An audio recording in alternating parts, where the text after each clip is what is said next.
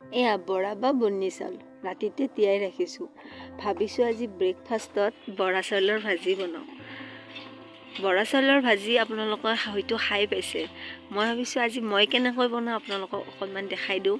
এয়া লৈছোঁ পোনা, তাতে পানী দি ঢাকনিখন মাৰি লৈছোঁ। ইয়াৰ ওপৰতে দিম এখন সূতাৰ কাপোৰ। তাৰে ওপৰত দি লৈছোঁ ৰাতিতে তিয়াই ৰখা বৰা চাউলখিনি। ভালদৰে ধুই মেলি লৈ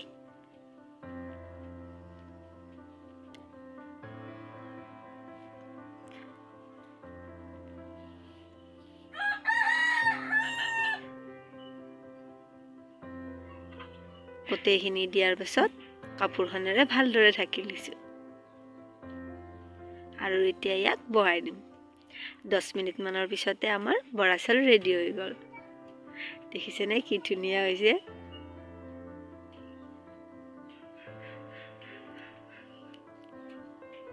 এতিয়া কেৰাহীটো বহাই দি তাত অলপ ৰিফাইন দি লৈছোঁ।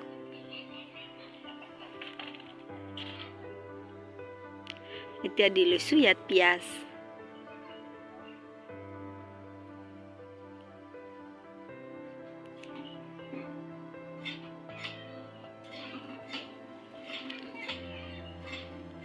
তাৰপিছত অলপ নিমখ দি আকৌ ভালদৰে এইখিনি ভাজি লৈছোঁ।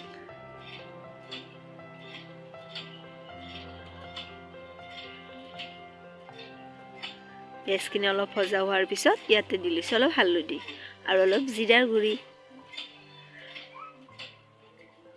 আৰু অকণমান জলকীয়াৰ গুড়ি। আৰু এইখিনিৰ ওপৰত আমি এতিয়া দি দিম কেঁচা মটৰ।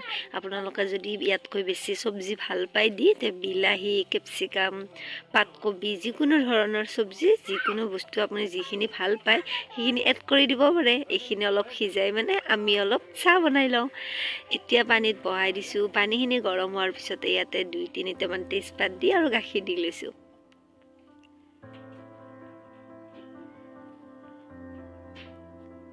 গাখীৰ পানীখিনি ভালদৰে উতলি অহাৰ পিছত ইয়াতে দি লৈছোঁ চাহপাত। আজি একেবাৰে চিম্পল টাইপত গাখীৰ দিয়া চাহ বনালোঁ, যিহেতু অলপ দেৰি হৈছিলে, জল্দি কৰিব লগা হৈছিলে। এতিয়া দি লৈছোঁ চেনি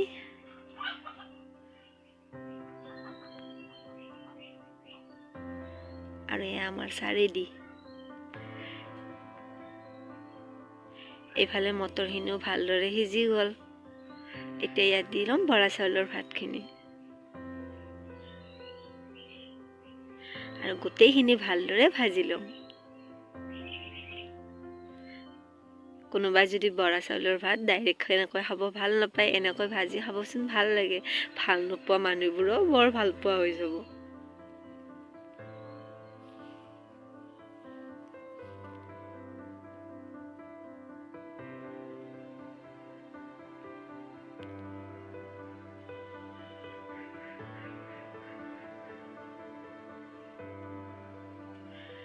আৰু 3-4 মিনিটমান ভজাৰ পিছত আমাৰ এয়া বৰা চাউলৰ ভাজি ৰেডি।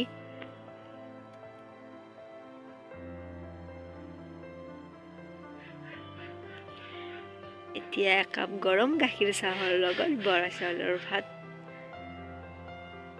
পুৱাৰ ব্ৰেকফাষ্ট আমাৰ অতি কম সময়তে হৈ ৰেডি হৈ গ'ল আৰু বহুত টেষ্টি হয়, বহুত হেল্ডিও হয়।